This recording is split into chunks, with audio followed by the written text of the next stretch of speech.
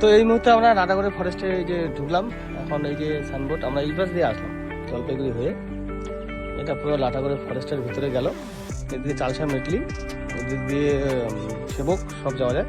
তো এই মুহূর্তে আমি আসছি জিজাজির সঙ্গে। এখন বলুন স্যার, আজকে কি প্রথমবার যাবেন? প্রথমবার।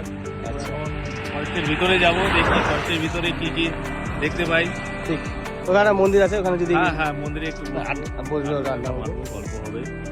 তো যাই হোক, খুব এক্সাইটেড। ঠিক আছে, আগে কোনোবারও আসা হয়নি, কিন্তু আমি অনেকবার আসছি। তো আজকে ফার্স্ট টাইম এদিকে। তো চলো এনজয় করি, চলো। তো আমরা এখন ভিতরে যাচ্ছি আস্তে আস্তে করে। এখন দেখি ভিতরে কি পাওয়া যায়। যদিও এখন হাতির জায়গাগুলোতে হাতি পারাপার হয়, কিন্তু এখন যদি ভাগ্যে থাকে তাহলে হয়তো দেখতে পাইতে পারি না। অবশ্যই অবশ্যই। কি লুক, আর প্রকৃতির মধ্যে যে একটা আলাদা রকম অনুভূতি না, এটা যদি কেউ না আসে তাহলে কেউ বুঝতে পারবে না। একদমই কেউ বুঝতে পারবে না। একটা ন্যাচারাল রূপ, এত সুন্দর ওয়েদার, ঠান্ডা ঠান্ডা। হ্যাঁ।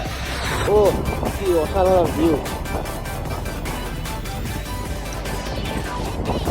মনে হচ্ছে এই পথ যদি না শেষ হয়। এখন এই গানটা মানে এই পথ যদি না শেষ হয় তবে কেমন হতো তুমি বলো তো, তুমি বলো, তুমি বলো। এই